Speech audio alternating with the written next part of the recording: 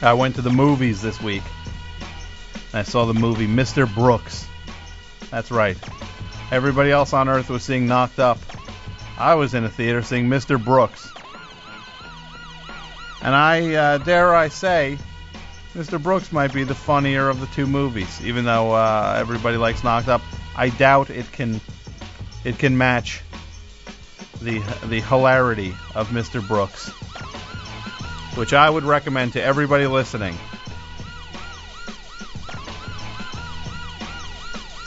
If you want to see a movie that will go down, this is you're in rare air with Mr. Brooks. I'm telling you, this is unintentionally funny to a very high degree.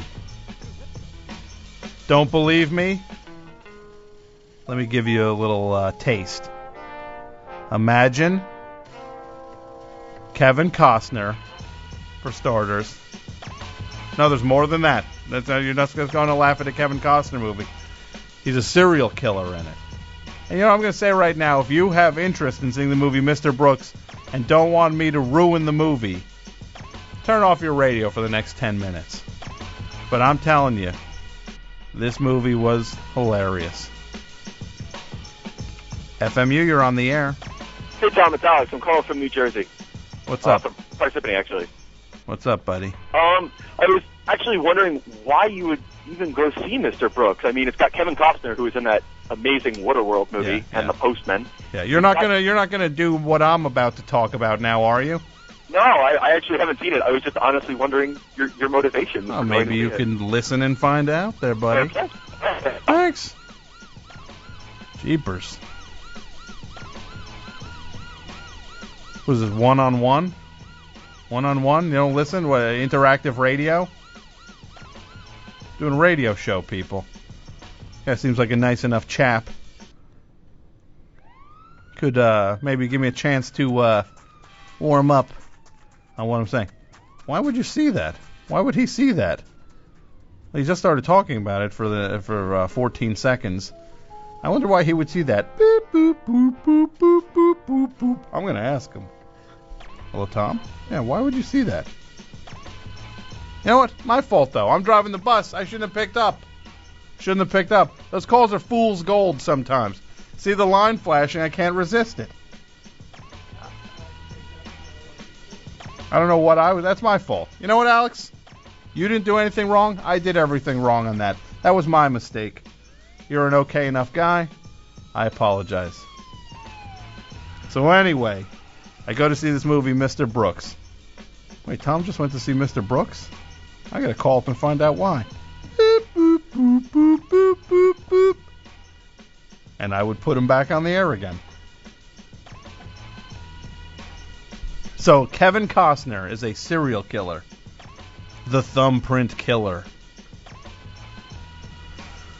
Funny thing number one. Funny thing number two, Demi Moore, homicide detective. Now, you remember that homicide detective that looks like a model running around in Portland. Oh, and Kevin Costner's character, by the way, his job, he runs a box factory. He literally runs Consolidated Cardboard. Funny thing 3, and this is the one a lot of people know about, Dane Cook in a serious role. That's actually funny thing 3 and 4 and 5. I'm going to just give that one. You kind of have to get out of the way of that one, and he's acting in it with a capital A so much. He made me want to kill somebody. The only thing I could think of was murder. But Dane Cook he's got a beard in it, which means he's legit. He might be following the Robin Williams trajectory where he grows the beard. That means he's serious. He's got the beard shaven. He's good old fun Dane Cook. And then William Hurt chewing the scenery as Kevin Costner's conscience, who's in every scene Why don't we go look at the dancer again? You know you want to kill again. I don't want to kill again. I'm gonna get past this. You know you want to. He gives in. So the plot of this movie, basically, Kevin Costner, he murders these two people because he's a killer. He's back killing again.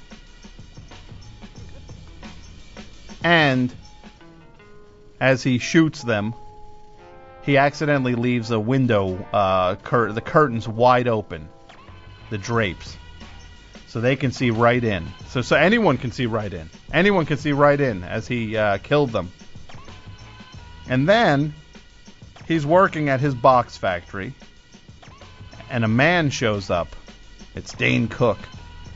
He wants to meet with him.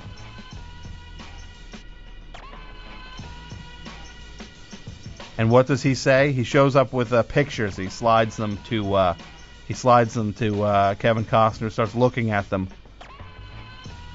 Is he there to blackmail him? No. He says in effect, I took these pictures of you murdering these people, and watching you murder them was the greatest rush I ever got. Teach me how to murder, is what he says. I want to murder too. Take me on the next murder. So stupid. Right there. Right there. That's enough stupidity for one movie. Not for Mr. Brooks, it isn't. The stupidity machine is just warming up. And you know what? I'm telling you, you will burn your hand on the stupidity machine once Mr. Brooks gets rolling. It is overheating. Kind of like AJ's SUV with the catalytic converter. That episode was about nothing. So boring. FMU, you're on the air. Tommy. Hey, it's Officer Tom. Confirmed. How are you tonight? Good, man. How you been? I'm doing good. So this movie that you were just talking about, what would you rate it? You know what? I will give the rating. I'm going to give the rating at the end of this. I have a lot more to say about Mr. Brooks. Holy moly. Okay. I'm the telling biggest you. flaw that came up in this whole thing that already made it sound like a bad movie for me Yeah. is when you said that the homicide detective looked like a model. Uh-huh. I've been a cop for way too long, and I've never met one female cop, let alone a homicide detective, that looked like a model. What do they look more like? Just normal people? Do you remember the old television series Alice? Yes. Do you remember Flo? Yes, I do remember Flo. They look more along the lines of that. They look like Polly Holiday from Alice. Yes. And maybe some of the better-looking ones could pass for Linda Lavin. Uh-huh. Okay. Few and far between, believe me when I tell you. So they just look like variants of the cast of Alice. And do the guys look like Mel? Right. Well, that's the male cops that look like Mel. Okay. The male cops all look like Mel. Yeah, the detectives. What's that guy's name from NYPD Blue? Franz? Dennis Franz, yeah. Dennis Franz, yeah, along that line. It's the stereotypical detective cop guy. Except for you. No, except for me. I'm trying to keep myself together still. 20 years on the job, Tom. You've been on the job for 20 years? Yeah, this August I'll be starting my 21st year. Wow, congratulations. Thanks, man. I'm dating myself a little bit. Luckily, I'm still in my 30s. Yeah, that's awesome. Started young. I like it. Tough guy. Yeah. All right, buddy. I gotta get this. I only have 17 minutes. There's no way I finish talking about Mr. Brooks in 17 minutes. I'm gonna give you a little more sound effects for the way out. Let's because hear you're it. playing that bed music with those little siren that comes in and out. Yeah. And I'm gonna give you the real thing for as a treat. Let's hear it. All right, man. You ready? You want all of them? All of them. All right. Here we go.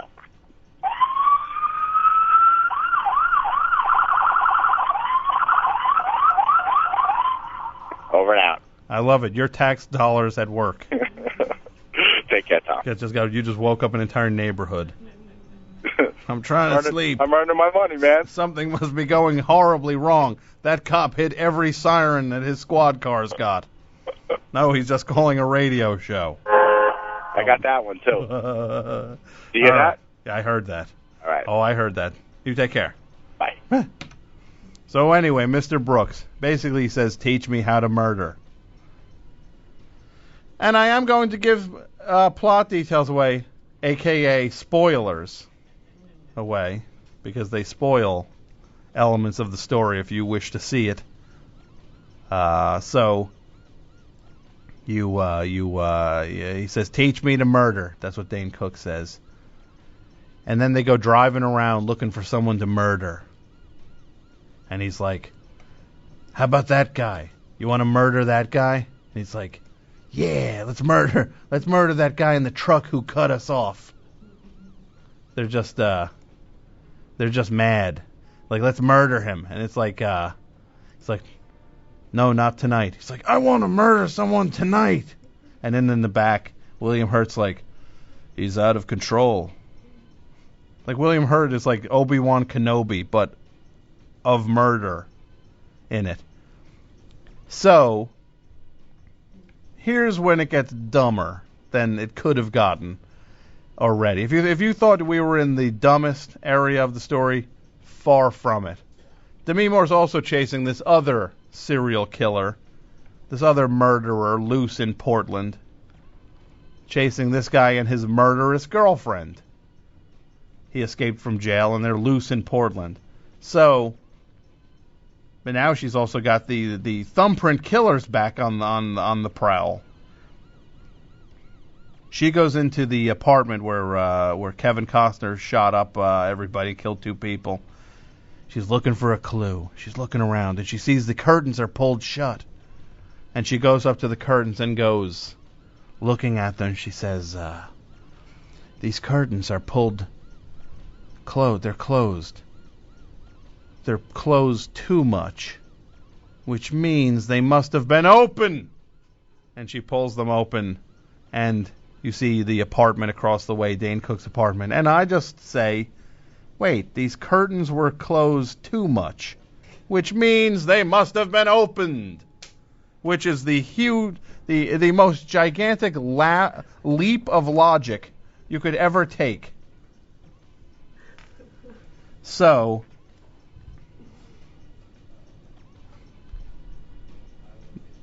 William Hurt, Kevin Costner, and Dane Cook are driving around looking for someone to murder. But Kevin Costner now finds out, dumb plot, this is where we go up a gear. His daughter comes home from college. She wants to leave school and work at the box factory. Kevin Costner figures out his daughter is a murderer. She murdered someone at the school. And then he says, he's all anguished. He's like, she's got the disease. She's got the disease. Oh, that murderer gene that everybody gets? You know, they should do tests for that. I would say they might want to start, if it is the thing that you can get, let's start checking for that murderer gene. So now you have in this movie, Kevin Costner's a murderer. Dane Cook wants to be a murderer. Kevin Costner's daughter's a murderer. And there's 2 murderers on the loose. That's 5 murderers. And you have William Hurt, the conscience of a murderer. It's so 6 now. It's a Rite Aid parking lot in Portland. Kevin Costner and Dane Cook and William Hurt are in the car. Who's parked across from them? The other murderers. And then Kevin Costner goes, I recognize that guy from somewhere. And, by the way, Kevin Costner's also hacking into the police computer at will. And dismissed with a line like, William Hurt has a line where he's like, if the public only knew how easy it was to hack into the police computer. Like, that takes care of everything. The back seat. William Hurt sits in the back seat. No, he's not hanging. Mike wants to know if he's hanging on the wind. He's not Beetlejuice. He's not like upside down, boing, popping up everywhere. No, he's William Hurt. So then he's on the police computer hacking in. He's looking up Demi Moore because he knows she's chasing after him, and he's interested about who is this cop. And what does he find out about this cop who looks like a model? Oh, get ready for the next stupid detail. She's worth $60 million. $60 million. Her father made some fortune. And she's a cop still. So this movie, those pieces are all on the table. Now imagine those really stupid pieces that I just described. And then you just turn them loose on each other for the final hour of the movie. The final scene where Dane Cook and Kevin Costner have a square-off in a cemetery. Unbelievable. I'm just saying, Kevin Costner, Dane Cook brings a gun to the murder that they're going to take place. And who do they murder? Oh, they murder the Demi Moore's getting divorced. So they murder Demi Moore's soon-to-be ex-husband, who's asking for a $5 million, and that ex-husband's lawyer who are having an affair. They murder them. Why? I don't know. Because Kevin Costner is in some weird... He's arranging all the chess pieces. And then Dane Cook pulls a gun out after the murder, and he goes, "Now I'm going to murder you, Mr. Brooks. Let's go to that graveyard that you own." Because he owns all the stuff. "I own a graveyard," says Mr. Brooks. "You can shoot me, put me in an open grave, and then cover me up, and then the next morning they'll drop a casket in, and no one will ever know I was dead. That way my family doesn't have to know about my being dead. They'll think I just took off." They go to the graveyard. It's a great scene. Dane Cook's about to kill Mr. Brooks. He fires the gun. It doesn't fire. Kevin Costner says, "I bent the firing pin on it." "You can't do that!" Dane Cook was still moving around. He still was doing that movement that he does. He still could not do that movement.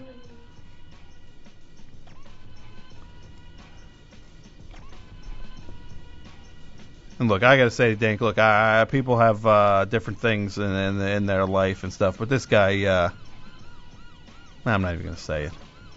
I'm not going to be mean. I'm not even going to be mean to Dane Cook. But this guy's a whole lot of bad. You could just feel him hemorrhaging fans. Like, as he played this part, you could feel kids not liking him anymore. So then Kevin Costner picks up a shovel and hits Dane Cook over the head. Meanwhile, across town, Demi Moore is in a shootout with the other murderer who's on the loose. Murderer 5 and 6, the male and female, who broke out of jail. A shootout where she must have fired 55 shots from her one gun. And it all wraps up into a nice, neat little bow. Dane Cook is dead, and they think he was the thumbprint killer. And then Mr. Brooks does the one thing he always does. I almost forgot. When they think that Kevin Costner's daughter is going to be accused of this crime, when they think she's going to be accused of the crime and charged with the murder of one of her classmates at college back in California, Mr. Brooks, puts on an outfit. He gets one of his fake IDs out of his little hidden lockbox. Puts on a fake mustache and a fake wig, looking like David Crosby. Not that, like Dennis Hopper in Easy Rider. He gets on a plane flying to California like that, looking like that, gets in a car, drives with a hatchet, which is how apparently Mr. Brooks' daughter murders people, and he murders someone in California while that way it couldn't have been the daughter because she's back up in Portland. The murderer is still on the loose in California. So he's murdering for his daughter. Like, I will murder for you. And it ends up with a very exciting scene on a rooftop. Kevin Costner calling Demi Moore. Why are you still a cop? One of those dumb, like Silence of the Lambs had that scene, and it was good. This movie felt it had to have that scene, and it wasn't good. It was just, I'm telling you, this movie, I had to stifle laughs in this movie so many times. But thankfully, some guy in the theater yelled something out confirming how bad the movie was, and everyone laughed. Mr. Brooks, frontrunner for my movie of the year. FMU, you're on the air. Hey, Tommy. Hey, who's this? This is James upstate. What's up, James? I've seen Mr. Brooks, and if I can address your audience, I'd like to say it was an enjoyable film. You saw it? Well, I mean, you know what you're getting into when you go watch these, and I don't know, you know what's going to happen pretty much, and I think this one caught me off guard. No one knew what was going. No one knew what could have happened in that movie. There's no way you could have predicted that level of stupidity. Exactly. So, if anything, this was more refreshing and definitely worth the matinee price that I paid. I had a great time. I would go see it again. But just based on its comedic value, I didn't find it funny. I found it satisfying. I thought everything was somewhat plausible. I think you're making it sound far more ridiculous than it is. Yeah. I'm making it sound more ridiculous than it is. There were 6 murderers. It was like a murderer convention going on in Portland. Do you have a personal agenda against Kevin Costner or something? Because I don't know. I don't know where you're coming from on this. Ugh. Your phone's not even holding up. It's like your argument. I'm telling you, that movie was something else. I thought it was refreshing. Refreshing? What kind of refreshment are you drinking, if that was refreshing? Please don't let me drink that refreshment. FMU, you're on the air. Hey, Tom, it's Alex again. I called before and asked you about Mr. Brooks before you started telling your story. But you didn't really, tell us why you went to see that movie. I mean, it's got Kevin Costner and Dane Cook. I feel like that's reason not to go. Why did I go see it? Someone told me, wait till you see this thing. You're not going to believe it. Okay. Yes. All right, thanks, Tom. That's right. Thank you, buddy.